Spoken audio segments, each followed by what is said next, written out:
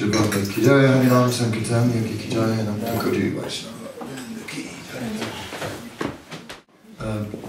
would have been really nice if, while chanting 64 rounds, I would have met Krishna. But if I'm really honest, I chanted 64 rounds, and then after I saw a newspaper and my mind wanted to read the newspaper. Because these 64 rounds, it was such an intense concentration that afterwards my mind wanted to relax. So I found in myself such kind of tendencies, and I saw that what to do with all of that. How will I ever become a devotee of Krishna? Then, a few days ago, we went into a discussion, and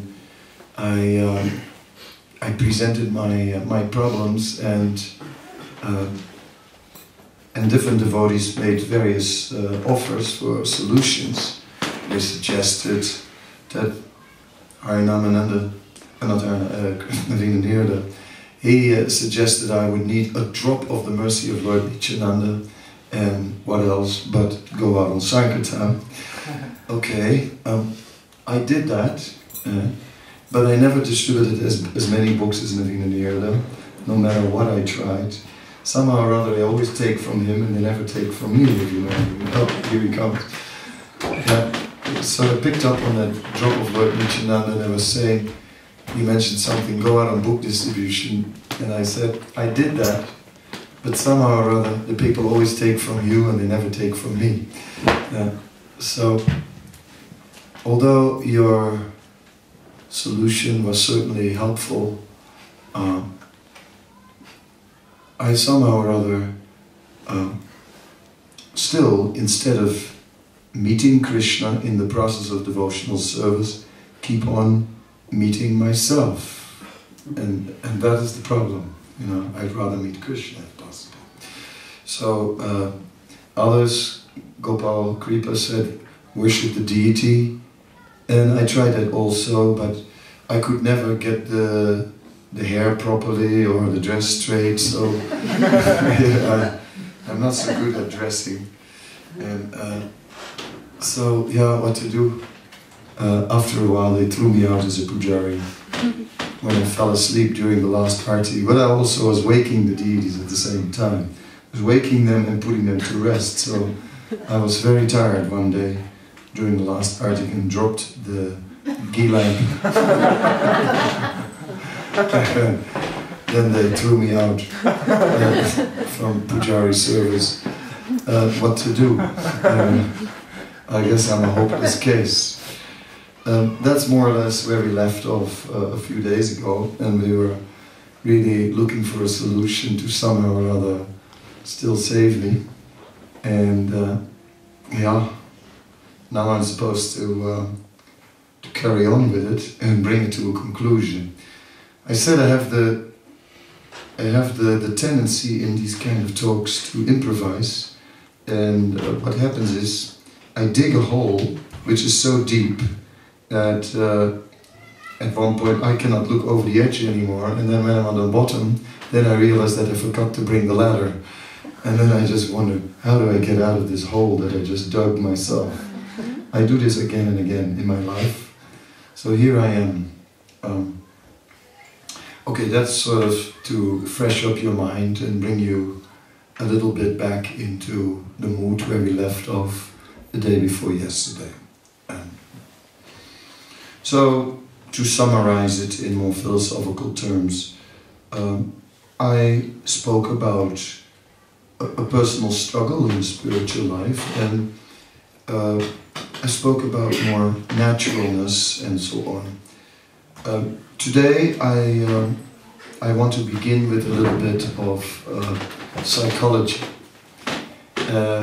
Why not? It's something everybody does, so why not me? I was reading in a book on psychology, and it focused on 3 points: must, can, and want. And I thought that was interesting, because I think Yes, for a long time, I think my focus in spiritual life was on must, on all the things that I had to do. And the environment also in which I began Krishna consciousness was pushing me. I was being, from day one, it was all about must. When I would walk in the kitchen, someone would say I was offensive. I was always offensive for some reason or other. If it was not because of the dress I was wearing, it was because of another reason. One night, we used to sleep in sleeping bags on the wooden floorboard, and one night they woke me up and I immediately said, yes, I know I'm offensive. It had come to that stage. I was offense personified, and there were many things that were an absolute must, and if I was, so I took these things quite serious. Being in Mangalartik,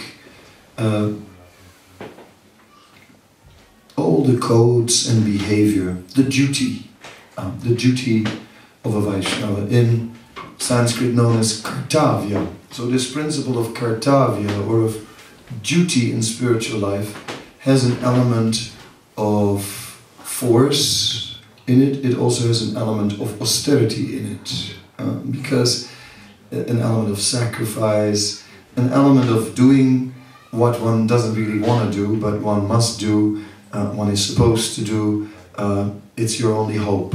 Either do or be damned, right? So, well, but it's not so easy to maintain this with time. In my travels, one year, I came in a particular country to a particular temple, and that temple was situated on the coast. And as I came there, the temple president was my friend. He wasn't there, and I said, "Oh, where's so-and-so?" He said, "Oh, he went to the beach." Okay, he went to the beach.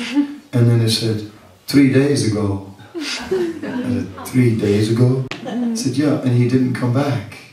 I said, really? I said, yes. He just went to the beach, and he's just sitting there already for 3 days.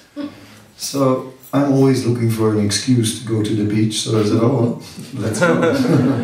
Let's go. So they took me there, we came to the beach, and yes, he was sitting there. I said, they dropped me off, and I casually walked over, sat down next to him, and didn't say anything, like he didn't say anything, and just stared at the sea, like he stared at the sea. And after about 15 minutes I said, lovely view, isn't it? Anyway, in due course of time, we did struck up a conversation, and it all came out. It all came out that what had happened to him, that at one point, he had become struck by the question, who am I really?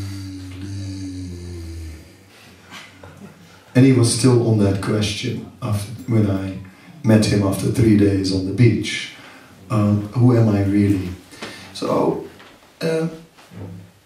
yes, if everything is must, and if the other two areas, can and want, are not also taken into consideration, then spiritual life becomes an external affair where we are playing a role for a long time, but we lose ourselves, and then when you meet yourself on the way of Krishna, well, then suddenly it comes with great force. Then it is like an ambush. The word ambush is referring to a criminal who hides behind some bush and comes out with a black mask. So then suddenly you see yourself jumping out from the bush with a black mask on, and then that alter ego comes to rob your spiritual strength. And therefore, it may not be wise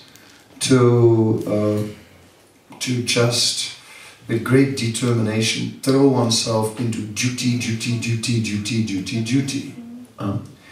I'd like to, at least, there are other aspects. There is an aspect of what we want. What do we want?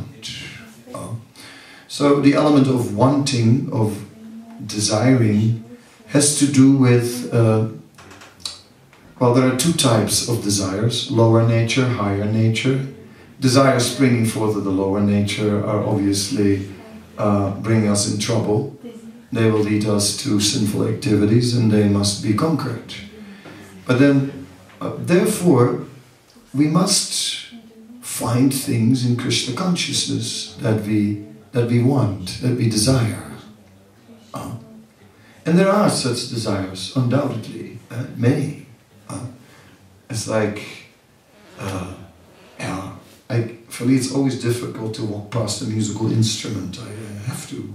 When there's a piano in the room, there used to be one in Zurich, and they took it out. It was great, that soundproof room, nobody could hear when you were practicing on the piano. I would do Radha Radha Radha on the piano in the old days. Such is life, no more pianos. Anyway, so everyone has something, right? And if you don't have something, well then, with time it develops. So the first part of my seminar, On the Way to Krishna, You Meet Yourself, was about a devotee who was pushing himself in spiritual life and who was trying to push himself towards Krishna. In other words, who was trying to open the gates of Vaikuntha by force, who was trying to storm heaven. And you remember, maybe, those who were there and those who were not there will not remember, but those who were there may remember that I used a verse of the Chaitanya Charitamrita which describes the innermost chambers of the heart. Comparing the heart to a palace with many rooms. On the outside you have the public rooms that you share with everyone and so on, and then we have on the inside, we have the inner rooms, and then the innermost room. And that is the part of our heart which we share with nobody. That's what you will never tell anyone. The secret part, the private part, the hidden part. And yes, and we found that we tried to enter that, but that inner part is sealed, very difficult to enter. So, looking at must, can and want, there is some duty. Like for example, we must go back to Godhead. We can't miss the boat. It would be too foolish to miss the boat, because Kali Yuga is moving on, and you know, to take birth later on in Kali Yuga is maybe not a good idea. I've read, for example, in the Bhagavatam, that a little further down in Kali Yuga, cannibalism will become quite common, and you can just imagine you being in the Bhakti program and there's a shoulder with a bite taken out, and you just wonder who took that bite. So times will get tougher in future lives. The environment's not going to get any easier. So why wait? Why stall? And the risk. The risk. One may say, yeah, but you know, it says, it's guaranteed that once you've been a devotee, that you take a good birth. Maybe you go to the heavenly planets first, then you come back down. So don't have to be so fanatic. Right? Don't have to be so strict about it. But I'm not so sure, because one can also become distracted and just go around the block through the material universe for a few thousand lives or a few more. you know, what's 1,000 lives here and 1,000 lives there?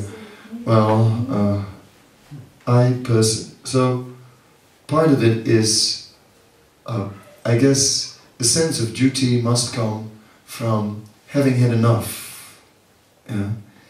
Not having had enough of not having had enough enjoyment. We've never had enough enjoyment, but having had enough suffering. Right?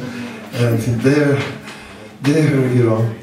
Well, there I guess I'm one of those people. When I came to Krishna conscious, I sort of said, okay, I've had enough. I had enough. I want to get out of this place. I want to go back to Godhead. Not everyone's had enough. There are some people who think, no.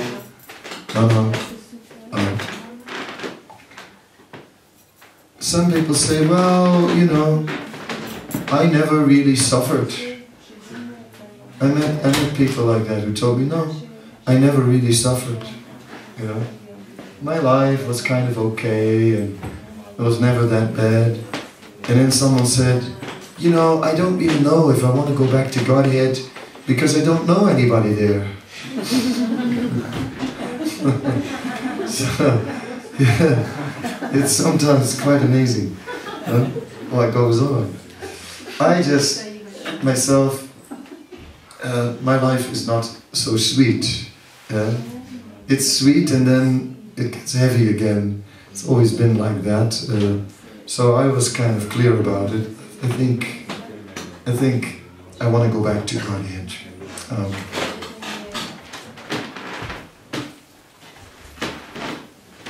So somehow or other, if we have to fix that in our heart, this desire to go back to Godhead. I think that's something we must do. We must. Otherwise we go under. And when we are sure that we must go back to Godhead, then we put certain things in place. Some boundaries must be there. You know, but this particular part 2 is about naturalness. It's about finding our natural attraction after the basic duties are done.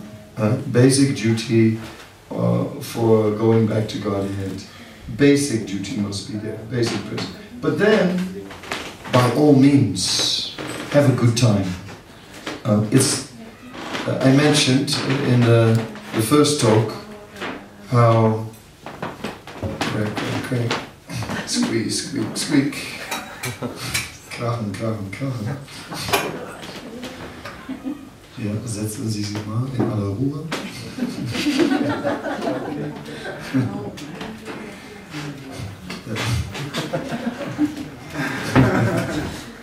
Ja, gut. Und das andere noch hin und her laufen würden, dann als man sich wohlfühlt, ja. Lauf in aller Ruhe hin und her und ich habe Geduld.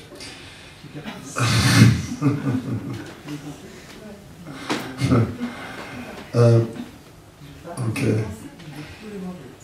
So, it's not easy, the floor and the translators and my mind is a combination, it's not easy.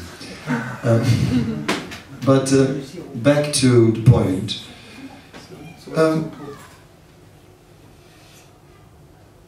So I'm speaking about keeping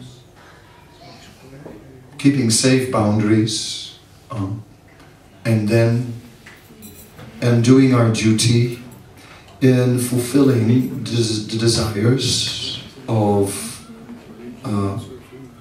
the Vaishnavas. Everyone has to ultimately come to the point of pleasing a Vaishnava, of giving.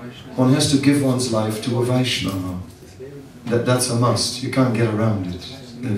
If you don't give your life to a Vaishnava, you cannot give your life to Krishna. It's not going to work. So there are certain basic principles that have to be there, and everyone has to feel that I am, yeah, my life belongs to this Vaishnava. I'm dedicated to this Vaishnava. But then there are so many other things, so much personal taste. So I've been writing a little bit, and on a book which is called Vishram Mandir, or Sacred Space. It's based on the third verse of the Bhakti Rasamrita Sindhu, where Srila Rupa Goswami compares the book to a Vishram Mandir. Vishram means rest, Mandir means temple. How to translate it? A temple where you fall asleep. You could call it. That would be one translation. Vishram Mandir, you could try it in a different way. You could call it transcendental resting place. You could call it temple of peace or something like that. And all that would be a good translation. But I was thinking about it more. And it is Srila Rupa Goswami who describes that the nectar of devotion is such a transcendental resting place for the devotees, and particularly offers it to Sanatana Goswami. Yeah. And I thought, yes, that is the greater transcendental resting place of devotional service, and in all its different varieties and ways. And I thought, yes, such a place we need to. If one looks at the nectar of devotion, the nectar of devotion is about activity. It is about activities. It is about different activities that one must engage in, and all these activities, they create the Vishram Mandir. So I thought, in modern terms, you know, if I speak to a modern audience and I would say Vishram Mandir, transcendental resting place, they would scratch their head and look at me like, you know, this guy is from the clouds or something like that, isn't it? So then I came to the point where I thought, in modern terms, how would I translate it? Then I thought, sacred space. Sacred space, that's something everybody knows about sacred space in some way or other. And I thought, yes, we need a sacred space. So it's something that in spiritual life many of us have never bothered with, never thought about. But we find it all throughout the writings of Rupa Goswami, the sacred space. So I'm not coming with something that is outside our philosophy. For example, Nectar of Instruction, verse 8, there Srila Rupa Goswami is talking about that one should always reside in the spiritual world in Vrindavan. I'm talking about the spiritual world. And in other words, one should internally reside in the perfect world, and one should do so by hearing, chanting, remembering, and so on, the past, the name, fame, form, pastimes of the Supreme Lord. That is our aim, our objective. Just to give a little scriptural basis for what I'm about to do, otherwise people start saying when they see the video that he's like just full of mental speculation. No, but we are not meant to just memorize verses. It's very nice to memorize verses, because when you memorize verses, they are giving us shelter, and you can preach with them. You can use them very nicely. In 2 ashrams back, when I was in the Grihastha ashram, my former wife was really good in quoting slokas whenever we had an argument. Normally she never quoted anything, but whenever we had an argument, she would quote left and right. It was amazing how much she could quote at that time. I was impressed. No, and Prabhupada said there in this purport, and therefore you must, and she was good. So anyway, so my point is that slokas are useful things at different times. They may be useful in discussions, they may be useful in our own life, they may be useful in preaching to others. But it's not enough to just live a life with slogans. Right? One must deeply think about the consequences of slogans. It's not enough to buy the t-shirt, you know, you're not this body, eternal spirit, soul. It's a great t-shirt, but what does it mean? No, it means that obviously the concerns of the body are secondary to the concerns of the soul. That's the consequence of that knowledge. And what's the consequence of that? And what's the consequence of that? And when you're 10 consequences down the line, your whole life is upside down. You know? So therefore, one must take this transcendental knowledge and think. As I said, for the latecomers, this lecture centers around must, can and want. So whenever I say must, you can remember must, and I've still been on must. I'm still saying must. Different kinds of must. You notice that? But I want to really go to what we want. And this sacred space, we have to build and create. Spiritual life is not a matter of belonging to a movement. Of course, the movement in a way provides us a sacred space, but it may not be enough. The movement, Prabhupada has created temples, Prabhupada has created so many aspects of culture. That is part of our sacred space. But we need to do more. We need to create our own personal sacred space within spiritual life. And, well, let's have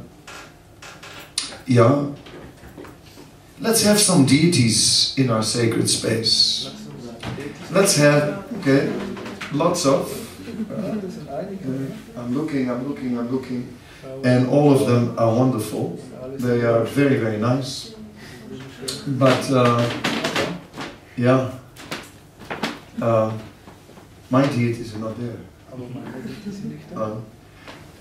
I couldn't bring them because they're in Vrindavan on the altar, so it's a little difficult.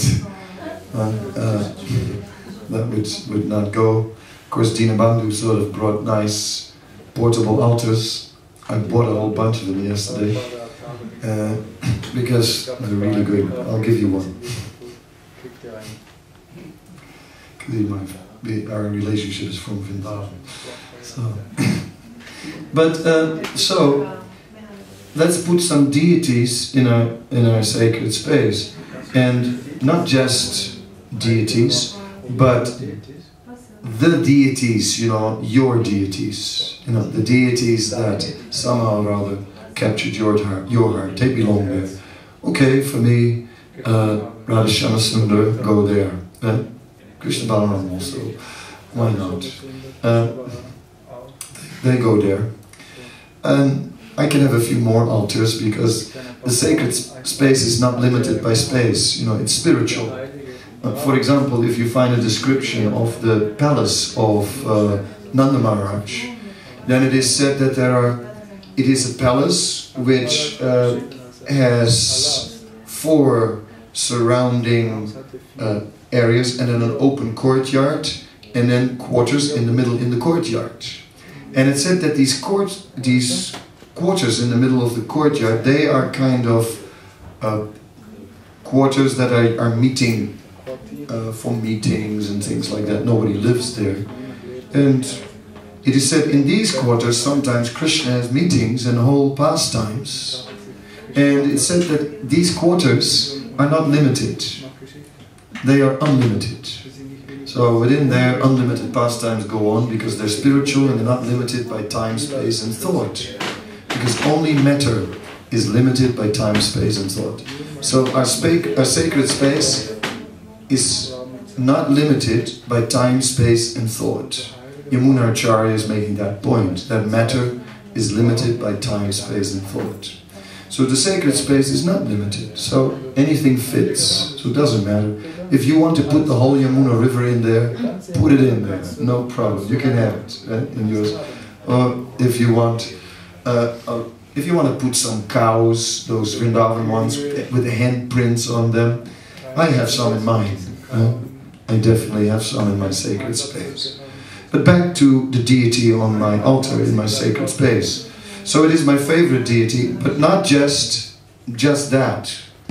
It is my favorite deity in the outfit that I just really like. In this case, I mentioned the other day that in my early days in Krishna consciousness, there was a French pujari who somehow or other smashed the door on my head by accident, but then gave me a big blast with a sweet French accent.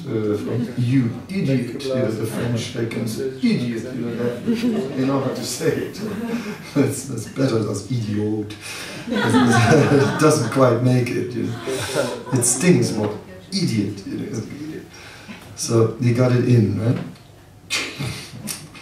But when that pujari was dressing the deities, I've never seen anything like it. No one could dress like him. God, could he dress? Now he has left this world. His name was Omkara. And Prabhupada liked his dressing so much.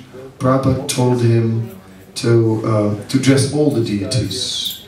And he did. He had assistants who would put like petticoats and all those things, and then he would single-handedly dress all the deities in Vrindavan, all of them, in the short time, etc. And every day, you never knew what to expect. See, nowadays, they dress the deities also very beautiful, but it's more or less along the same lines. Every day, it's sort of similar, isn't it? But with Omkar, you never knew what was going to come next. Anything was possible. It was just an adventure, total adventure. It was just absolutely amazing. One day, he had the deities like all completely in silver, everything silver, no color at all, right, anywhere, except on the head. He had some orange, and it just looked like it was catching fire at the top. And it was really something like, it stood out, I still remember it today. I can still see that. I'll put that in my sacred space. Silver with some fiery jari on the top. Yes, why not? Definitely, Omkar is dressing the deities in my sacred space. No one else.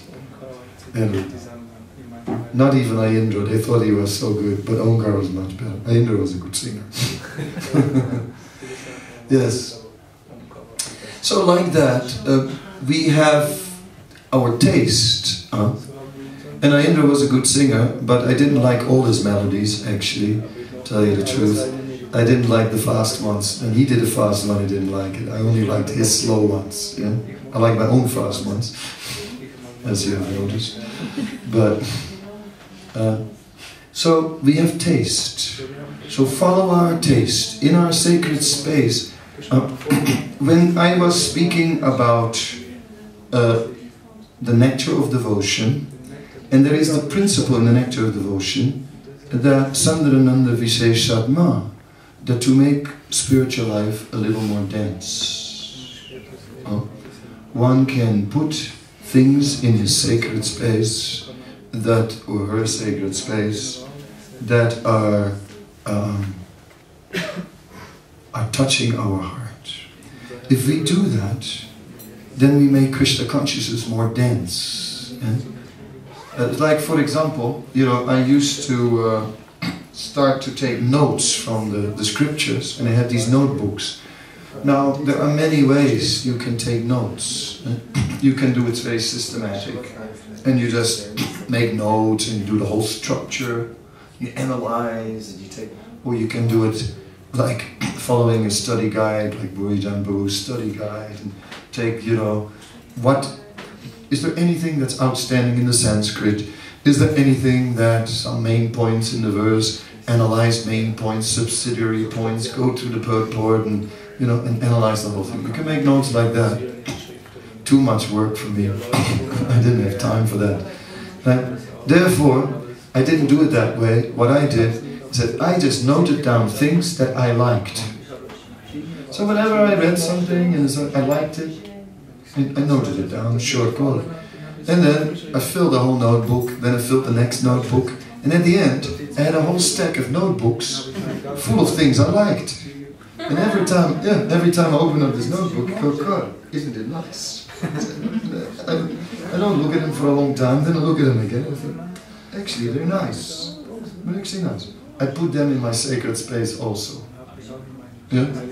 So in this way, I'm gradually putting more and more in there. In the beginning, my sacred space is not much in there. Okay, so far I just put the deities in there, I put a few notebooks in there, and maybe the Yamuna. I like the Yamuna, it's in there.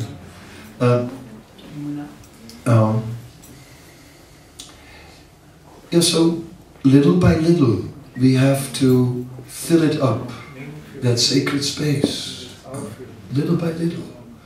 Like in Mayapur, I love Momgachi.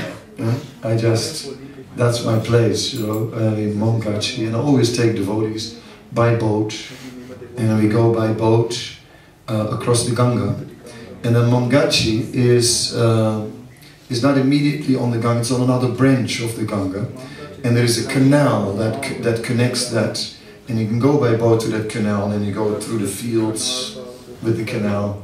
And we were just having a rocking kirtan on the boat, and we just go, and then we just passed, and then there was this crow that suddenly joined the kirtan, and also as we were going, the crow was also going, the holy Dham, the transcendental atmosphere of the Dham, coming to that place, there. The Ganga is effulgent. We've gone there and we've been escorted by dolphins in the front, jumping in front of the boat while we're having the kirtan. And the fishermen even start dancing and rocking on their fishing boats as we're coming past. So it's pretty good. And then Momgachi, that is the place of Vasudev Datta. And Vasudev Datta is the most compassionate devotee.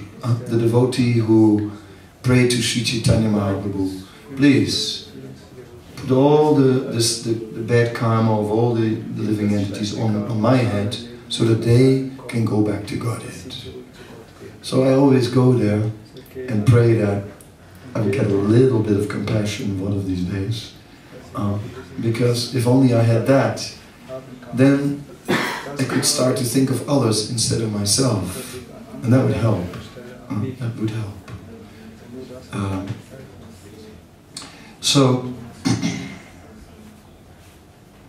I think that in the Nectar of Devotion it says, Sandrananda Visheshadma, one must make spiritual life more and more dense. Fill it with nectar. Fill it with nectar. So that's necessary, we need it. I have an unlimited need for nectar. It's just amazing how much nectar I need. There's just no limit to it, really. Today the gulab jamuns were there, and you know, Dinabandhu and myself didn't take them. So instead we had a conversation about gulab jamuns. So that at least the mental satisfaction was there. We're talking about, yeah, I used to eat 20 gulab jamuns, and you go, you know, I'm someone who ate 50 gulab jamuns, you know, these kind of things. Yes, we need satisfaction, because ultimately spiritual life is not about pushing ourselves. Yes, we must push ourselves a bit, especially in the beginning. We must push ourselves. But that pushing will ultimately not be effective in the long run. Sometimes it is said that, well, there are these stages of spiritual life. First, Shraddha, initial faith, then that brings one to the association of devotees, sadhu sangha, then you become serious about practicing Krishna consciousness yourself, and then the purification, the anartha nivriti, and so on, and then you come to nistha. And this nistha is something special, because Prabhupada said at least 60 or 70% purified. So more purified than contaminated means nistha.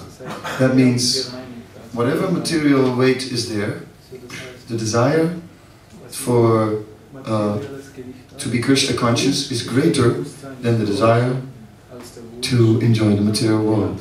So it is said that up to nistha, Krishna consciousness is like pushing your spiritual life uphill. You have to push it uphill, and like an old broken car. And when you get to nistha, that's where your spiritual life becomes, well, it's neutral state. You know, you don't have to push anymore. It sort of comes natural. At ruchi, it starts to automatically roll downhill. In other words, instead of pushing, we get drawn to Krishna. Now, this is the part where I want to go. But I want to go, we're dealing with Krishna. What is the translation of Krishna again? The all-attractive. So Krishna consciousness is rather about becoming attracted than about pushing ourselves. It is that we have to become captured. And it is just like, well, when you're in Mayapur, there's the Ganges, and on the banks of the Ganges, there, just close to the bank, the current is not so swift. There we take bath, and the current doesn't really capture you. But when you go a little further in the river, then the current just grabs you and just drags you along. Right? So it's the same way in Krishna consciousness. In the beginning, we are sort of in the area where we're not just dragged along, we're sort of in the area where the current's not so fast, and we push ourselves through the water on our own strength towards Krishna. But when you get a little deeper, then the current is very fast and just sweeps us along towards Krishna. This is the concept, actually, of Krishna consciousness. This is Krishna consciousness. Srila Vishwanath Chakravarti Thakur in Madhurya Kadambini describes, he says that in the beginning, Krishna consciousness is like a tiny speck, very small, and he says, and all around is the material influence, Maya. He said, and sometimes, now I will add an element, this is not Vishwanath Chakravarti Thakur, K.K. Swami. It's like sometimes the ship full of material desires is coming past your little island and waving at you. It's right in your face. Okay, back to Vishwanath Chakravarti Thakur. Vishwanath Chakravarti Thakur is describing how when one comes to the advanced stage of nistha, that at that point the area of one's Krishna consciousness has become larger and firm, and the material desires and the material influence is at some distance. So again, looking at a ship, the ship is somewhat at a distance. He says when we come to ruchi, or higher taste in devotional service, he said that ruchi covers the surface of the whole surface of the water, or of the consciousness. The entire consciousness becomes covered by that taste. That means that one is always tasting his relationship with Krishna or some qualities of Krishna, anything connected with Krishna, one is always absorbed in that taste. It touches the entire consciousness. Then Srila Vishwanath says, when it comes to Ashakti, that taste, he said, now goes deep. It goes under the surface. And it starts to go deeper and deeper under the surface. Then in Bhava, well, then, you know, waves start to also be added in praying and so on. So anyway, we want to, oftentimes it is thought that taste is for those who are very advanced, and that ordinary mortals, they don't have taste. But that's not true at all, you see. Taste comes immediately. It is taste which made us even, which made us come back, you know. Somehow or other we wandered into the temple and there was taste. Right?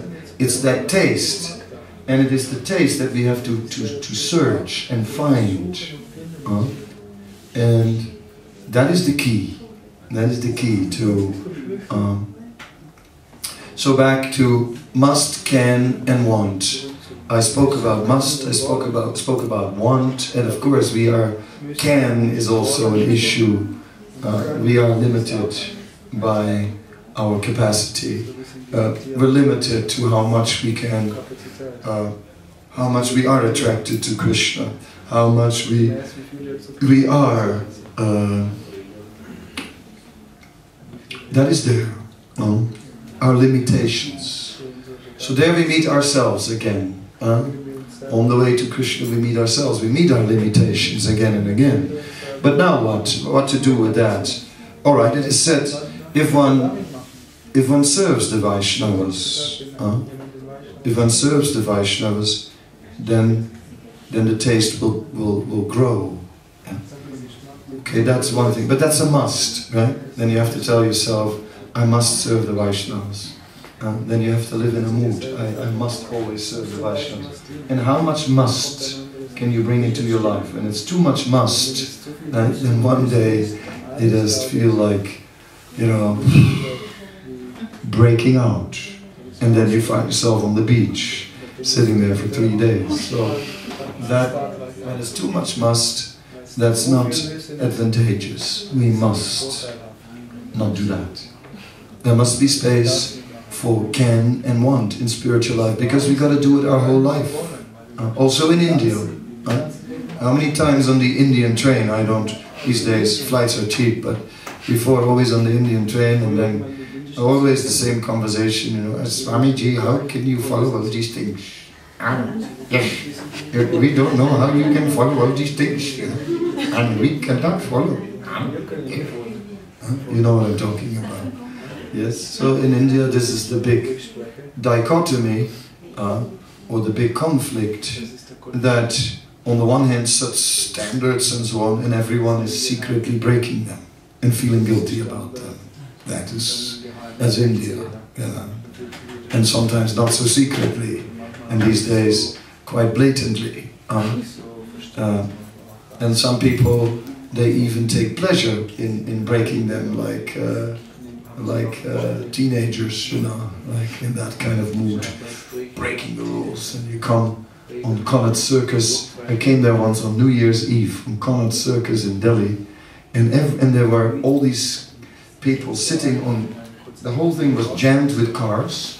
Everyone was sitting on the roof of the car, or the back flapped open, and sitting there with bottles of whiskey. And it was a whole, I mean, you've never seen anything like that in the West. What a New Year's party, you know. I wish I would have a camera. I just have to paint the picture, because we didn't have phones in those days, you know, where you can immediately take a picture and send it to your best friend. But it was a picture and a half. It was like that. So,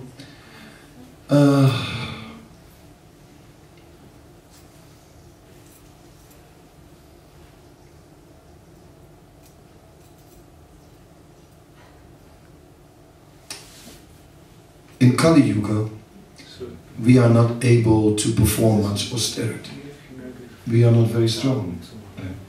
So therefore, my proposal is practical, that we put the necessary items, the necessary duties in place, and we fulfill our duties, but we leave enough space in our life to bring in more taste. And we have to develop it, and everyone has it. The first day I came in the temple, I was not exactly following all the regulative principles. I didn't even know what they were, but I somehow or other came into the temple, and when I saw the deities, and there was the kirtan, my hair stood on end. Yeah, seriously, yeah, they stood on end. So what was that, you know, ecstatic symptoms? Did I have bhav on the spot? Right? Well, maybe not exactly, but scriptures speak about such experiences and are calling it chaya bhav, right? They call it shadow of bhav, the shadow of bhav. So this chaya bhav is a very interesting thing, because it's about borrowing bhav. You don't have your own, but you borrow from someone else. Sounds good. Yeah. It says in the Nectar Devotion, interesting on this topic of chaya bhav, it says you can get it either from the Dham, or you can get it from a Vaishnava. So okay, and there we go. Jaya Radhe Jaya Krishna Jaya Vrindavan Shri Govinda Gopinath Mandana. Yes, we can borrow a little bhav from the Dham, and it really works, and we experience it. And you know, so one can borrow bhav from the Dham, and but one can also borrow from the Vaishnavas. So this is chaya bhav. So this chaya bhav, it says if for a long time you are in the association of a Krishna conscious influence, then it becomes permanent, and gradually it becomes permanent. So this is quite significant. And in this way, one must certainly be in the association of advanced Vaishnavas. One should take trouble to go there. One must take trouble to go and meet the advanced Vaishnavas if you want to get some chaya bhav. Right? Yeah. If you want cheese, you have to go to the market where you can buy it. You know? It's like that in life, isn't it? You don't get nothing for nothing. The material world. Those who don't like austerity, they are unfortunately in the wrong place, because in the material world everything is bound to austerity. There's austerity here in this place, and then when you go back home, the austerity is already waiting for you. Like, why do people go on holidays? Did you ever go on holiday to Mallorca? I don't know if you ever did. I did. And then you go to Mallorca, and you know, you've booked the trip, and you saw the pictures in the brochure, etc. And then, you know, you saw the hotel, it was right on the sea, remember? And the beach, the playa, and everything was there. And then you come to the place, and then the hotel is full. And they take you to their other hotel, which is just next door, right? And that one is 100 meters away from the beach, you know what I mean? And you've got to walk over the hot dust road to the beach every day with your beach bag, you know what I mean? Carrying your towel and your flippers and your snorkel and everything else, your windscreen and God knows whatever else, your sun oil and the whole thing, everything. And you're carrying all the bags and the snacks on the thing, and you're walking to the beach in the hot sun, you know, thinking like this travel agent. And there you are, you know, on the beach. Right?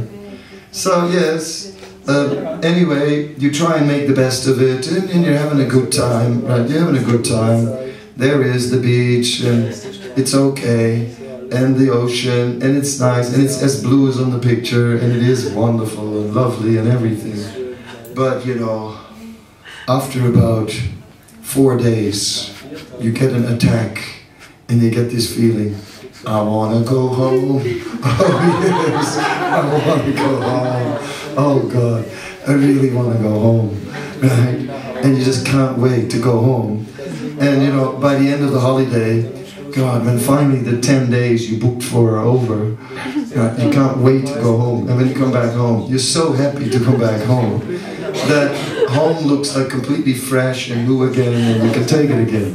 And that's the purpose of holidays. It's not at all to have a good time.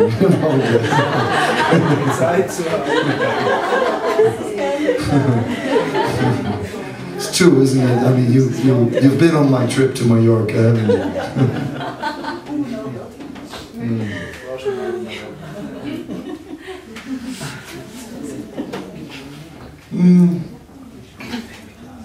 So the material world is also a bit like that, you know. Here you get all the austerity.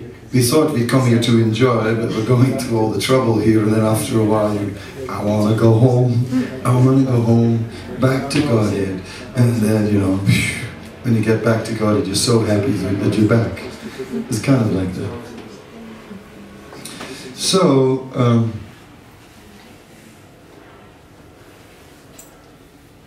yes, I thought about my sacred space, and I was thinking that, what is this sacred space? You may have heard the term sacred space before from Satchinanda Maharaj, and that's because Satchinanda Maharaj and myself talk about these topics sometimes. And he was always speaking about the temple of the heart, and then he liked it, the sacred space, and then he asked me one day, can I use it? I said, okay, yes you can. And I'm sure he did.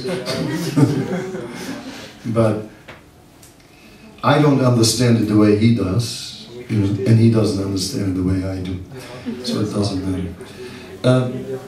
Because Maharaj is always looking deep within, because that is his nature. He's very reflective and introspective in that way. And he goes deep within the temple of the heart. Me, I'm not so deep when it comes to going in the temple of my heart. I am the practical person, right? As I've sort of pointed out, I'm always very practical. When someone is looking at the stars, look at the stars in the full moon, then I go, watch out, there's a puddle of water over there. That's just, what can I do? That's just, I happen to see that, you know. I see that he's about to step in it, right? He goes, oh moon, oh moon. I say, watch out for that water. It's just, every time, you know, my brain goes like that. So, for me, sacred space has to be something that touches every practical aspect of my life. And it means there I have to do work. You know, in the name of serving Krishna, yeah, I did so many things. In the name of serving Krishna, I told you last time, I became in charge of a restaurant, Next I became in charge of the guest house in Vrindavan. Next I was the general manager. And it just went on and on like that. And well, when I was in charge of the ashram, one day, one devotee just jumped out of a room. They walk around the ashram in Vrindavan.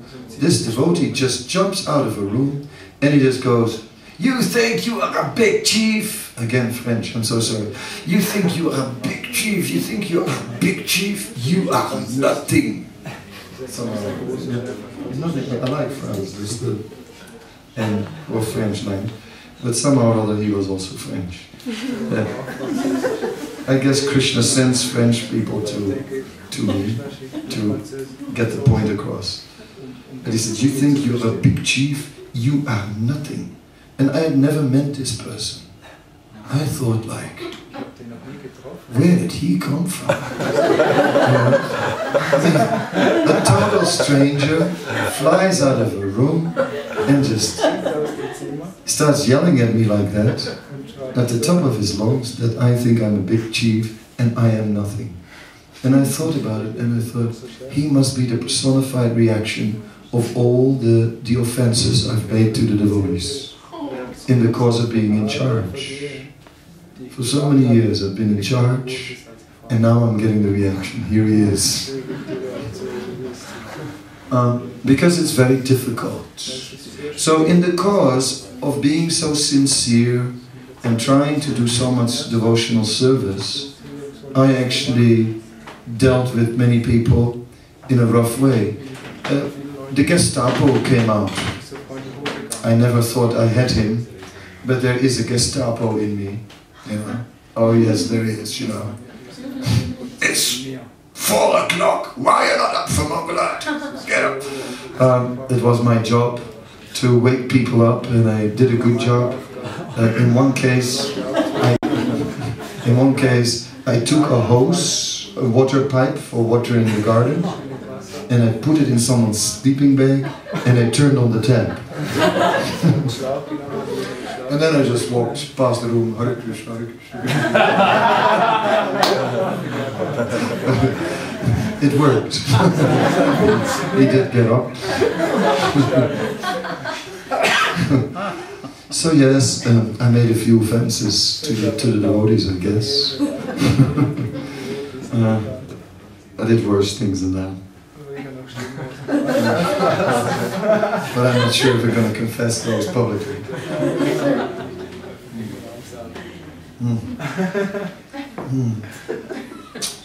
So yeah, I began to realize that that sacred space is not just about me and Krishna and putting nice attractive things of Krishna in my sacred space and fill it up with nectar like that, but that it also included relationships with others, and that I had to start treating relationships with others like a sacred space. Well, to be very honest, I've just theoretically embarked upon that project because this is the most difficult thing, relationships with others. And I've always been poor at it, and I guess I wasn't really brought up in the perfect way. I picked up a few wrong things. I guess my father wasn't perfect. I guess my grandfather wasn't perfect, and my great-grandfather wasn't perfect. And I guess I took a low birth. And I guess it really doesn't help if you take a low birth, because my father was not exactly a pure devotee. Rather, he had a false ego as big as a house, and yeah, it was also all about house. You know, my father was into house. House was a big thing for him. He wanted a bigger house for some reason. I never understood why, because we had a nice house, and we even had, everyone had his own room, and we had a guest room. So what do you want a bigger house for? I couldn't get it. But we had to get this big house, and it was like a museum. Everyone who came got a half-hour tour of the house, and everything. You know, these kind of things, I guess. Other people do it too. A tour of the house. So I swore, when I joined Krishna consciousness, I'll never have a house. My father was always decorating the house. I swore I'll never have a house. I told my former wife, you can marry me, but we'll never have a house. But Krishna has a sense of humor, because he made me in charge of Srila Prabhupada's Samadhi in Mayapur, and I had to do the finishing phase, which was a lot of decoration. It was the biggest house I'd ever seen in my life.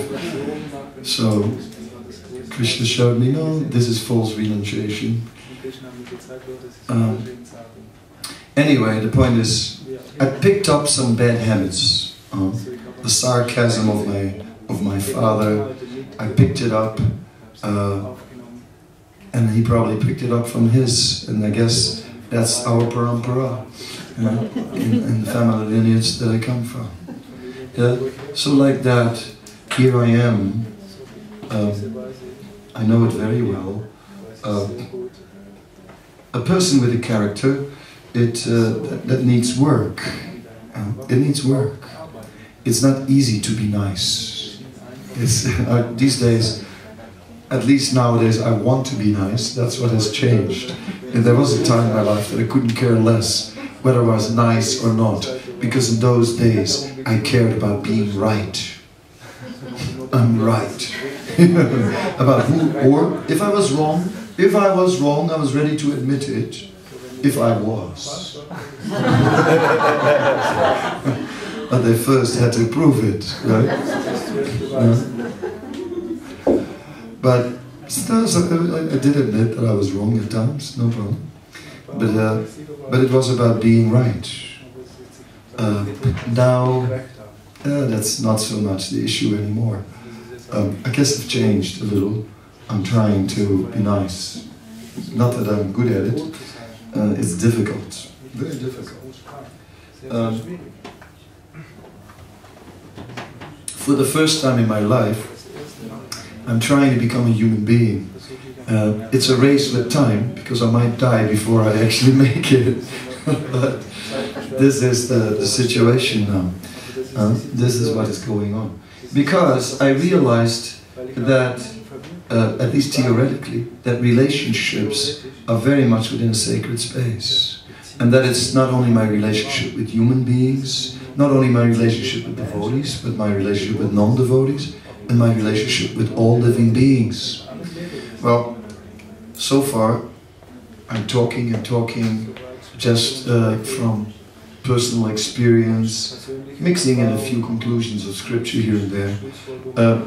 I do want to refer a little bit now to some scripture, to a book of one of our acharyas, Janachandra Goswami. He writes a particular book, which is interesting because in that book, the title, I think it's the Smarna something Bhadati. Oh God, if somebody remembers the title, they can help me. If you don't, then you're Janachandra Goswami. The point is that Janachandra Goswami, in that book, he begins very humble, and he first offers obeisances to the earth. He offers obeisance to the earth, and he thanks the earth for everything that the earth has given him, and so on. And he begins there, and he's like thankful in all relationships. So he starts to thank all those who have helped him throughout his life. It's like he doesn't miss anyone. It's like a word of thanks, heartfelt thanks. That in this way he prepares the ground before he approaches his worship of Krishna. And it is an interesting mentality. When I looked at his mentality, I was thinking, yes, we are, I'm saying we, but I mean me. I'm so brutal because I come from this brutal background, right? You just spit on the earth, step on the earth, throw garbage on the earth, you destroy the earth, you know, just like... I don't want to use a gross word like rape, but that's really what it is, the earth. That's the culture. And then you slowly outgrow that a little bit, you become ecological. But then when I, read Janachandra Goswami, then it takes it a step further, beyond being nice ecology, is actually really like devotional towards the earth, like, and grateful towards the earth, beyond a mood that I ever developed. So I could see I need to readjust my whole state of consciousness. I'm a Kali Yuga man, right? And it's not just I'm chanting Hare Krishna, I'm putting tilak now, and that's a good beginning of creating the sacred space, but there's still a lot in between, right? The Kali Yuga influences are everywhere. And in that way, talking about creating a sacred space, it means that gradually we have to change different aspects of our life. And we have to become much more positive in relationships. It's very interesting, you know, when you meet an intelligent person of the world who's in the mode of goodness, not a devotee of Krishna, but a person in the mode of goodness who is mature and wise and so on, a wise person with a lot of experience, and you meet such a person, and then, you know, like, well, then I can compare myself, right? Then, because then what counts is not that I have a Brahmin thread and 3 strands of neck beads and lots of initiations and a danda and, you know, and so many years of service behind me and, you know, all the other stripes and stars and attributes that I have, you know, like, and that devotees are bowing down as soon as I put my nose out of the room.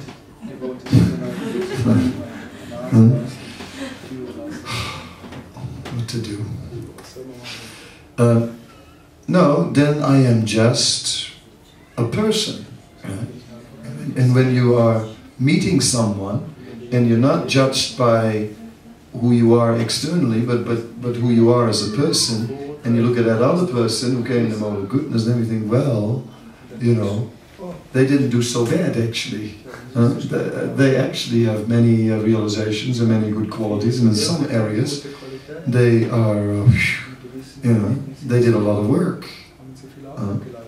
So, of course, Bhagavatam is not overly glorifying the materialist, is saying that he may have all good qualities, but ultimately will go astray. Yasyasti bhakti bhagavati kinchana savirgunes tatrasana sanasati sura harava bhaktasyo matu harava bhaktasyo kutu mahat gunamanahu ratena sata davati bahi. Did it again. With my useless memory. But that sloka is pointing out that a devotee gradually develops all the good qualities, and that the materialist may have all good qualities, but will gradually be pulled away by the chariot of the mind. So we don't want to over-glorify the good qualities people have in the world, but at the same time, my point is that besides that we can appreciate people for their good qualities and give them credit for their good qualities and respect for their good qualities, we can learn something. We can actually learn something. When we can learn something from someone, one problem is with devotees that as soon as you can learn something from someone, then they buy into that person lock, stock and barrel. Or which means, you know, they immediately put that, they put the bona fide sign on that person and then they drink it in, you know, anything and everything. That's not what I meant. That's not what I meant. We can learn something. We have to compartmentalize. We have to say, okay, in this area these people are doing very well, in these other areas not so, maybe, or not at all. So one has to be a little careful in learning from non-devotees, because in the process of learning good things one may pick up a few bad things, and one has to be careful in this regards. One has to have his filters on. The Prabhupada book filters have to be on. Whatever Prabhupada said, the stand is he said, we cannot let go. One must, sorry, I did it again. But one must keep these filters, otherwise we will, we ourselves will go in the chariot of the mind. Because one thing, you know, we must really trust Prabhupada. We must accept that Prabhupada is completely good and completely our well-wisher. And even when he says something we don't like, and he may sometimes say things we don't like, like, you know, you asked me the other day, I don't know if you didn't like or not, but I'm guessing, but you asked me the other day about a verse in the Chaitanya Charitamrita which describes that Sri Chaitanya Mahaprabhu was discussing very intimate things with 3.5 devotees. And she said that when she was young, that she asked her father about that, and that he couldn't really answer it very satisfactorily. You know, why was, there were 3.5 devotees, and there were 3 men and 1 lady. So, you know, was the lady the half? Why is the lady the half? Right? And that's sort of what you asked your father. Well, that's a good question. Well, because the Chaitanya Charitamrita is my favorite book, I thought about that for a long time. So I like to offer an explanation of that particular point. And what I'm thinking is that those 4 persons were Swarup Damodar and Ramananda Rai, Sikhi Mahiti and his sister Madhavi. Now, was Madhavi only half a person? Yeah, because she is a woman. Only half. I don't think so. I don't think that that was the meaning. I think what it means was that because she was a lady and Sri Chaitanya Mahaprabhu was sannyasi, the material aspect of the relationship was not really very possible, because it was the ashram codes were in between, and that therefore, whereas with the other 3, those relationships were also completely open. But with Madhavi, the spiritual relationship was open. Therefore, I think the half refers to the relationship, and not that she was half a person. And I think that makes sense to me. That makes the whole thing logical and, you know, in line with the rest of the philosophy. So I think it's a reasonable explanation, which I have not read, but which I'm deducting, and you can judge for yourself if you like it or not.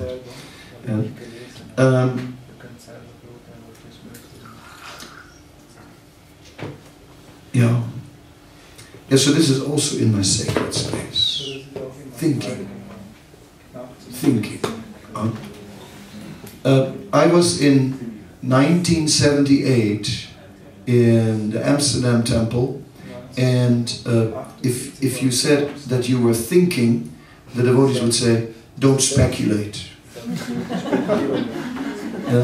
Don't speculate, ask a senior devotee.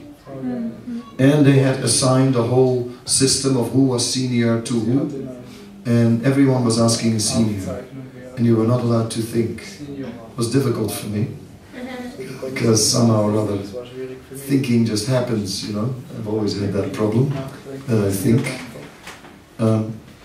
But I think that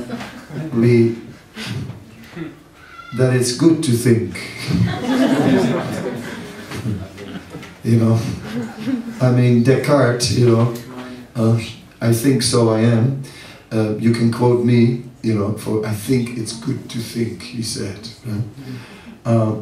You can put it somewhere on my tombstone if you like.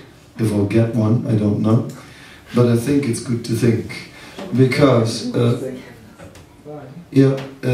we can do this. I'm a little unorthodox sometimes. But may I invite you to join me in an unusual kirtan. I've done it only once before. It's about something which I call the herd syndrome. The herd syndrome is a well-known syndrome in institutions, in churches and religious institutions. And it's about, or wherever groups of people gather, you get a herd syndrome. And the herd syndrome is about that everyone looks at his neighbor. What is my neighbor doing? And I will do the same that my neighbor is doing, but a little bit different. To have some individuality, but I'll do what my neighbor is doing, but a little different. You know, just so to have individuality. You know? And this is called the herd syndrome, where people conform to one another. So, just like a herd of sheep, And I've done it with 400 people, and I asked everyone to say after me, I'm going to ask you also, to say after me, "Bah!" So please, if you could all say that. Many of you didn't partake. When the 400 did it, it was really much better. But some devotees didn't like it that I did that. But the point is that we have to rise above this. We have to be individuals, thorough individuals in our spiritual life. Everyone is an individual. It's us and Krishna. It's although there is a common process, still, and we have certain characteristics in common, still, it's in the end. Prabhupada says, everyone flies his own plane. Okay? So, with that statement, everyone flies his own plane. In Srimad Bhagavatam, Srila Prabhupada is explaining this metaphor in the purport, everyone flies his own plane. And he says, when we're on the ground, then a plane can be helped. But, so we can get good instructions of what to do. But in the actual practice, when the plane is in the air, then it's alone. In the actual practice, we are alone. So we can tell everyone how to chant, how to sit, how to speak, how to eat, how to read, how to do anything. And there's always a devotee willing to tell you, because devotees like to teach. That is their nature. Thank you so much. Have mercy upon me.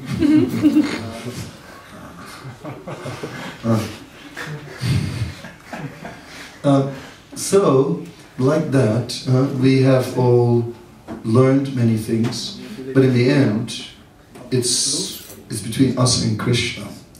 So, one has to deeply think also. What does it mean? What does it mean to be, so, thinking about my spiritual life, I also put that in my sacred space. That's also an important element. Okay, I cannot just spend the whole time, building up a sacred space in front of you. I'm giving a principle, and I'm leaving it up to you to sort of look at it. So a few principles I established.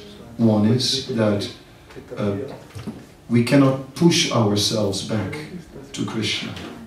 We have to allow ourselves to become drawn by Krishna. That has to be done. So, the more Krishna we are exposed to, the more automatically there's the chance that we'll become attracted. It's therefore a lot of emphasis is put on chanting, and I agree with that, of course. But today I want to emphasize hearing. I want to emphasize hearing, because I think everyone is put a lot of meditation on chanting and is quite aware of what we can do about chanting. But I think we are very poor in our hearing. Of course, you would say, well, we've been hearing the whole week. Our ears are red hot. I do admire your capacity to sit a whole week through so many seminars. It's not so easy, and that is absolutely good. But yeah, we must build it into the fabric of our life, not just every once in a while a retreat and then an overdose of hearing, but or a maximum dose, but rather it should just weave into our normal life so much. If it does, then and it's oftentimes just a button that we have to push, and some are other don't push, because nowadays it's so easy with electronics. And I know myself, some days I put on the lecture in the morning, and other days I don't, or I put on the audio book or the nice stories. But today I was focusing on the Vidakta Madhava.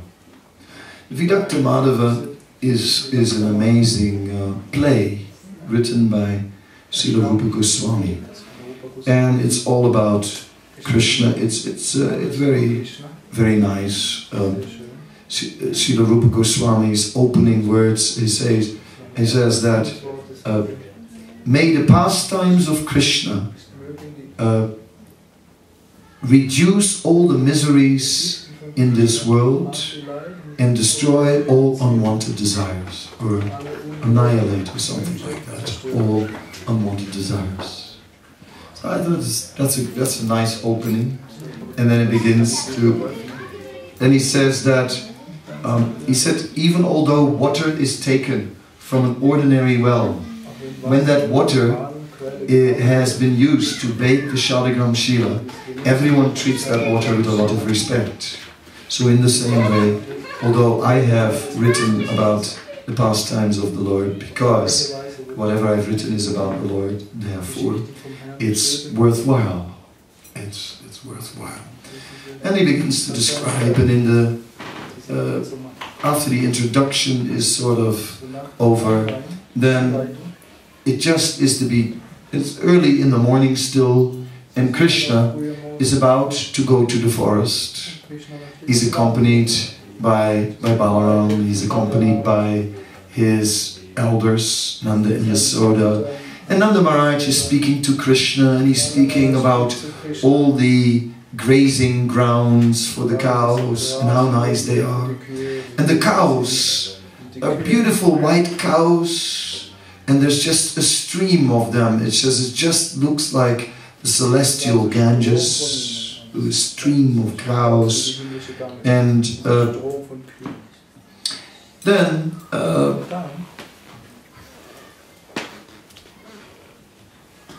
Nanda Maharaj is saying that yes, Krishna is very eager to go into the forest and to play with his cowherd boyfriends.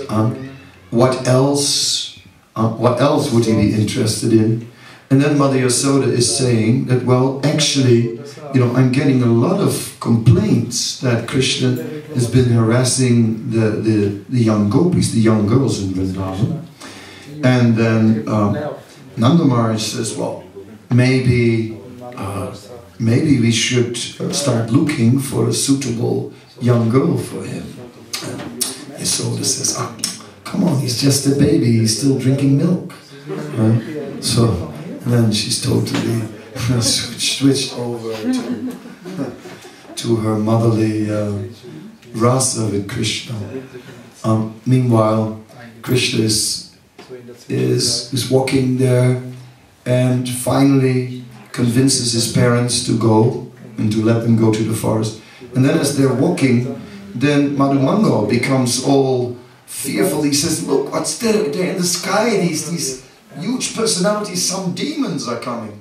And he hides behind Krishna, because after all there are many demons coming in Krishna's pastime. And then Balaram points out, no, those are not demons. Those are Lord Brahma and Lord Shiva who are flying in the sky. Right? And Madhumangal says, yes, of course, I knew that all along, but you were so foolishly afraid of these demons, and that's why I was just playing along, but actually. Meanwhile, Krishna plays his flute, and everyone is just totally stunned, and these demigods, Lord Brahma is almost falling backwards off his swan. He's lying like on the back of the swan, totally overwhelmed by the sound of that flute. And Krishna says to Balaram, let's get out of here. I don't really feel He said, my mind is shrinking. My mind is shrinking, and I can no longer think of performing pastimes with the in the forest of Vrindavan when all these elders are present, talking about finally the parents are gone and now the demigods are flying in the sky. So then Krishna enters into the forest. He's accompanied. He sends Balaram. He says to Balaram, why don't you and the cowherd boys go to the bank of the Yamuna and get everything ready for the lunch? I'll just stay here for a moment with Sridham and Subal, but I'll join you soon. So in this way, Balaram goes and prepares everything. Meanwhile, as they're walking in the forest, Krishna says to Sridham, he said, Sridham, have you also noticed that Srimati Radharani is the most beautiful girl in the entire universe? And Sridham is in embarrassment looking down at the ground. And Madhu Mangal said, it's his sister. It's his sister. So Krishna is totally confused due to ecstatic symptoms. But he's trying to hide it. He's trying to hide it, and he's trying to act that he's not so affected by the thought of Radharani, but he's totally beyond himself. Meanwhile, Radharani is in the forest, and she is elsewhere in the forest, and she's very disturbed by the remembrance of Krishna. Who she has, of course, met before, and she can only think of him. So, Purnamasi has suggested to Vishaka, who is a good artist, to make a drawing of Krishna. So Vishaka has made this drawing of Krishna, which is just perfect. It's just like perfect likeness. It's like really good. So she shows this drawing to Srimati Radharani. And she was already suffering from separation, and when she sees that drawing, it gets only worse. It gets only worse, because now she is not only attached to Krishna, but she's equally attached to that drawing. So now she's attached to two instead of one. And now she's feeling acute separation from both. She's saying that personality of the drawing just stepped out of the drawing and just appeared in front of me and just captured my heart. And then Krishna plays his flute. And when she hears the flute, that's the time when Lord Brahma fell almost off his swan. And at that time, when Radharani heard the flute, then she just immediately just went beyond herself. What is that sound? What is that sound? She couldn't and she became totally attached to that sound also. And now, and then she condemned herself, saying that she had simultaneously become attached to three personalities. So it's like, I am I'm to be condemned because I'm simultaneously totally fallen in love with three personalities. Therefore, I should just give up my life.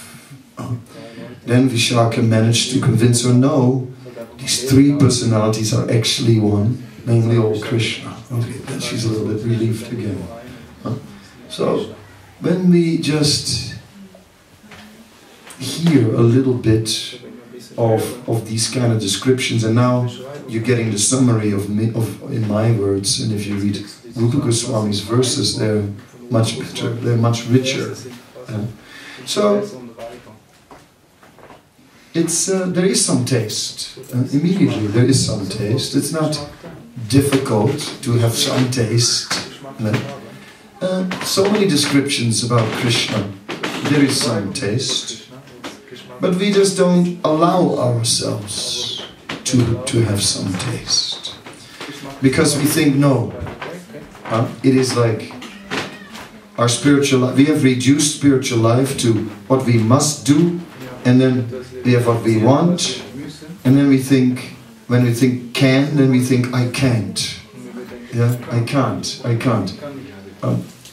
can't yet be attracted to Krishna because I'm a neophyte. No, everyone can be attracted to Krishna, and one has to simply take time for it and to bring more Krishna in one's life. For example, if we read the chapter in the Nectar Devotion called The Qualities of Krishna, it's a really nice chapter. It's like lots of seminars have been given on it, books have been written on it, because Krishna's qualities are such that if you read about him, it's nice. I mean, he speaks all the languages, you know, of all the animals and so on. And then it is said, well, it says he goes into the forest also with his friends and imitates the sounds of the animals. So I suspect that he's not imitating. The other boys are imitating, but I think Krishna really speaks the language. Why would he imitate if he speaks the language? Right? So I think that while the boys are imitating, Krishna is actually speaking to all the animals in the forest. There are so many amazing things. I was reading in the Nectar of Devotion, and I found something that I was looking for a long time. And I thought, in Switzerland, you might like that. So I'll share that with you. You know about the spiritual bank balance, right?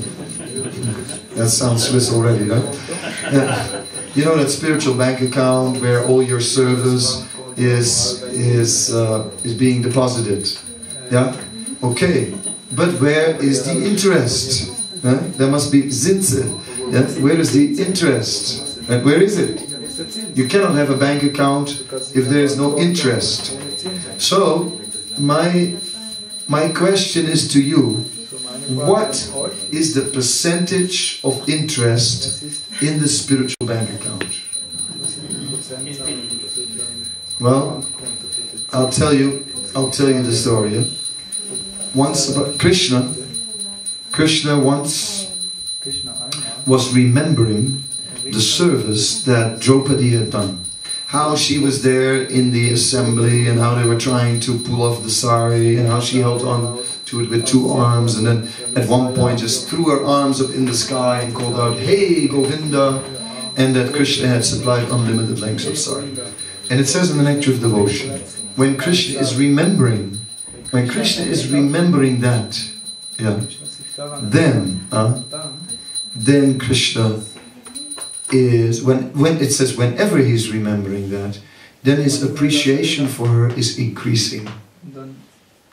So when I read that, I thought, now I found it. Now I found the interest percentage. I found it. It said whenever Krishna remembers, his appreciation for her was increasing. So I was thinking, that's it. Eureka, eureka, eureka. I found it, I found it, I found it. The interest. Yes. What is it? Yes, it's like Krishna. Is Krishna known to be forgetful? Krishna always remembers. So therefore Krishna always remembers again and again. So therefore, and it's always increasing. Therefore, indeed, the interest percentage in the spiritual bank account is unlimited. Unlimited. So what better deposit could you make? Well, I thought I'd just share that with you, since we are here in the land of bank accounts and interest. Maybe there's some question or comments before I give a final conclusion. If you have no questions, then I'll ask the questions again. Okay, there is a question. Maybe some question about, as far as I understand, one of the main impediments in spiritual life to go up the yoga ladder is apparat. Besides apparat, what is also very profound, where one can fall into trap? Yeah. Well, I addressed aparat, didn't I? I spoke about relationships, and I mentioned that I did make offenses to devotees and spoke about relationships. Aparat is such a thing, or offenses to devotees. It is true. I told you when I first joined that all the time the devotees were reminding me that I was offensive to a point where I got sick of it. But now I must admit I was offensive and I still am offensive. So what to do about it? How to rectify this this aspect in our nature?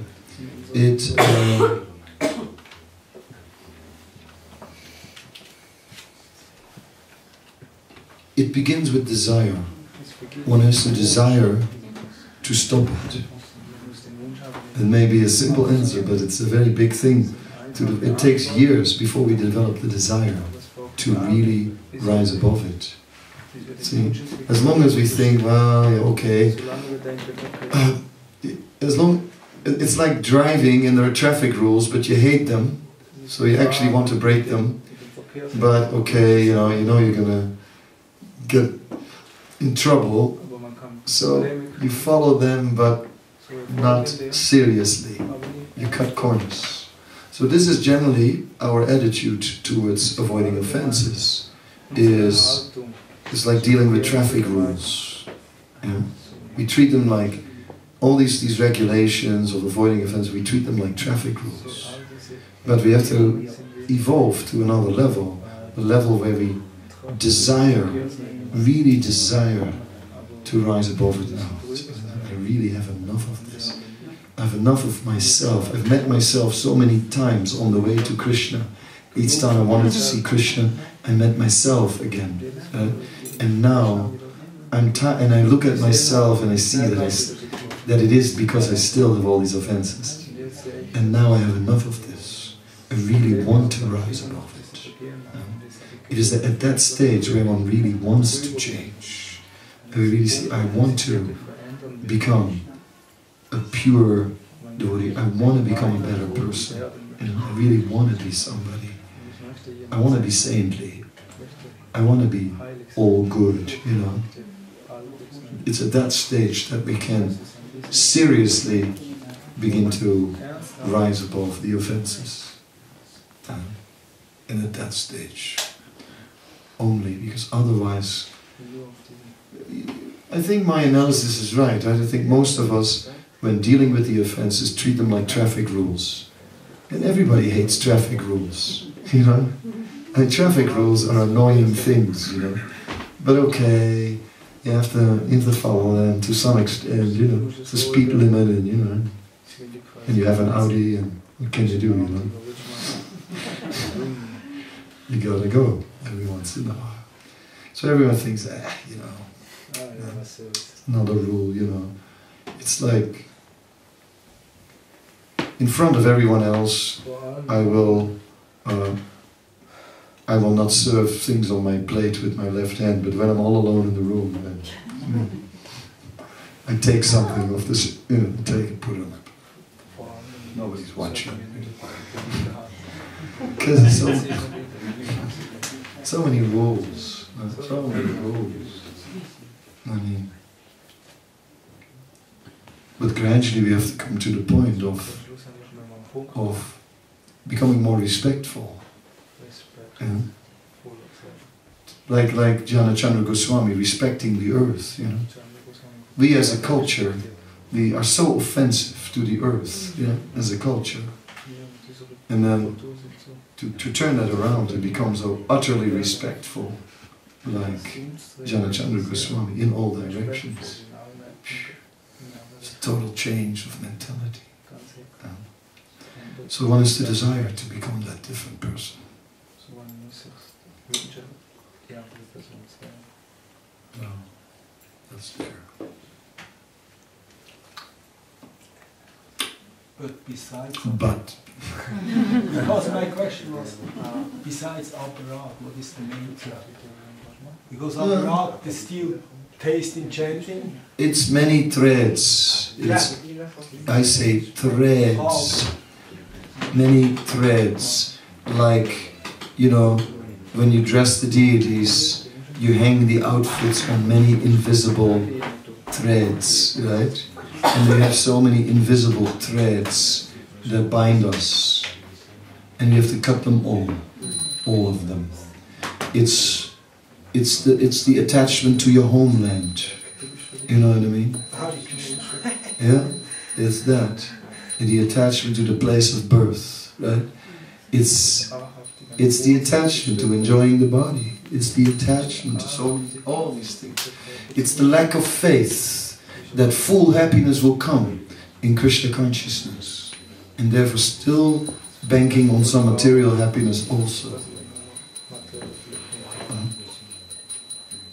It's when you have full faith in Krishna, then you can just forget the material. But when you're not completely sure, then you still hold on to the material. It's all those things. So it's that banyan tree that's upside down. Urdham Ulam Adha Sakam, 15th chapter Bhagavad Gita. Many branched with so many entanglements. That one, you know, and from the branches more roots have grown in, and we're so deeply rooted into our material existence like that. So yet anujasina yukta, it all has to be cut. Karma grantini bandhina, it has to be cut. The whole thing.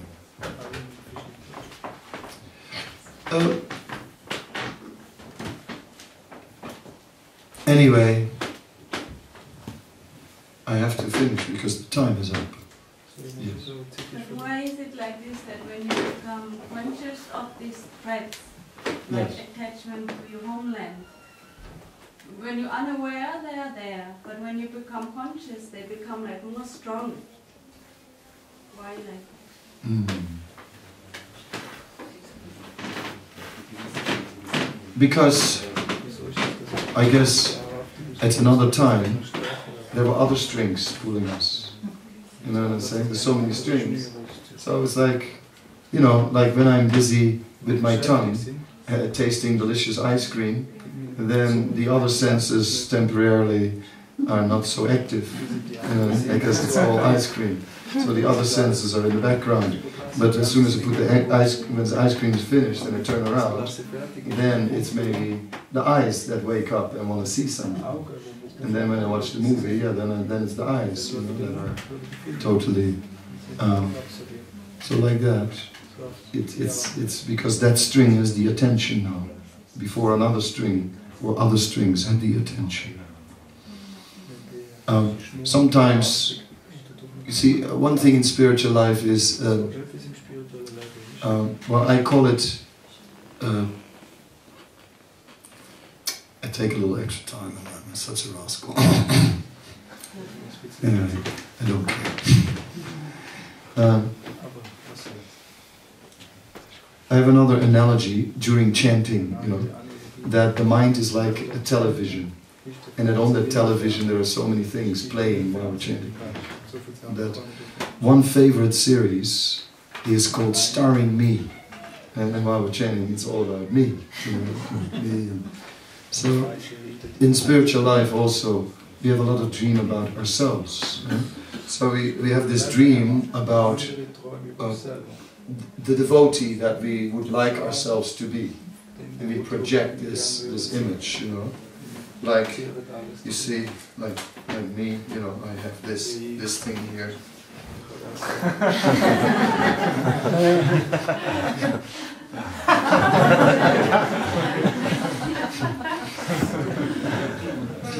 Guess who I am.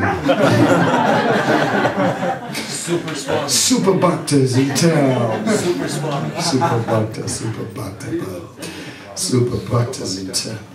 Yeah, so I always wanted to be Super Bhakta, you know. And at least I wanted others to think that I was Super Bhakta, you know, at least that much. I knew I couldn't really be Super Bhakta, but that I knew, but I thought at least if the others sort of think I'm Super Bhakta. So those strings kept me going for a while, yeah. and and then I turned to other strings. And then later I found the Super Bhakta strings are still there. And then later the Super Bhakta, they went to Super Swami. Right? That came later.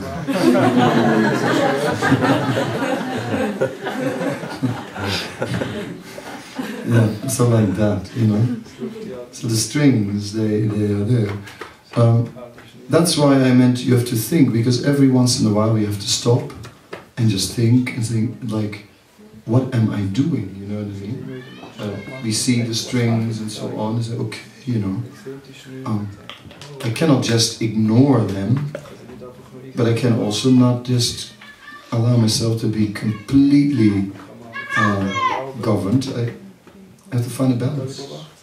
You know, because, you know, sometimes, yeah, you think about it's foolish little things sometimes. And they had a plane crash, and there was the black box in the plane, you know, which records all the last contacts and measurements of the plane, and they found it, and they tried to trace out. So there was a discussion between the control tower and the plane, and it was around Christmas, and the control tower asked the pilot, what was that song again? And the pilot goes, jingle bells, jingle all the way, and then plane crash. Right? So they lost their life over something as stupid as that. Right? What a stupid way to die. Right? But, you know, in the same way, we can just be as stupid in wasting our spiritual life. Why would I waste my spiritual life, my chance to go back to God? Why would I waste it over a stupid thing? So we have to think, so what is really important in my life, and I think that kind of thinking I need to do regularly to keep myself sort of, in spite of all the strings, you know, sort of forget it, you know. And maybe I have to really cut this one, or at least ignore it. If I can't cut it, it's too painful to cut. Some I just can't cut it, it's too painful. I brought the scissors many times, and no, I can't do it. But we must be careful.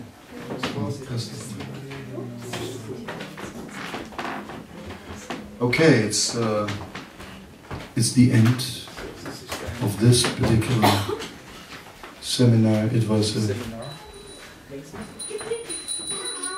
somewhat free-form presentation, but based on many scriptural principles.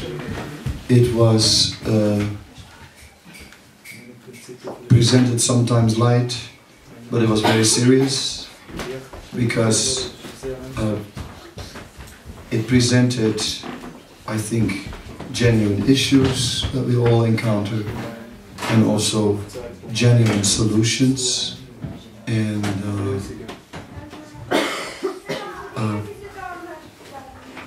I think all of us are dealing exactly with this, that on the way to Krishna we meet ourselves and instead of Krishna, and that then we have to try and actually change to become a better person. That's what it's about. But we have tools, we have a process, we have friends.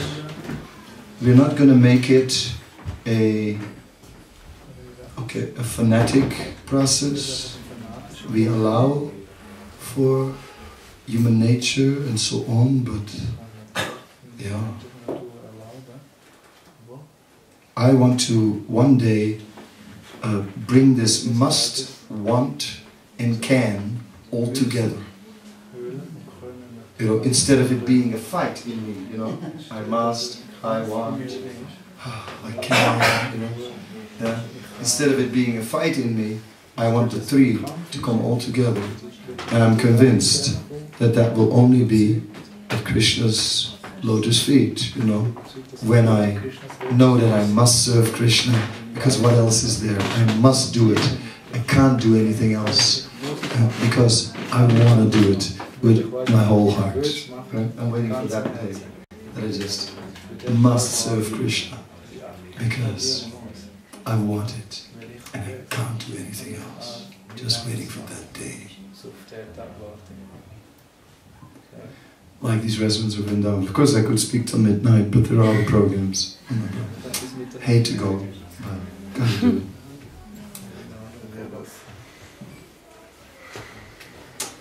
I guess the last time I speak, so thank you so much. It was lots of fun. For tonight, maybe your last thank you word. Okay, we do all that tonight.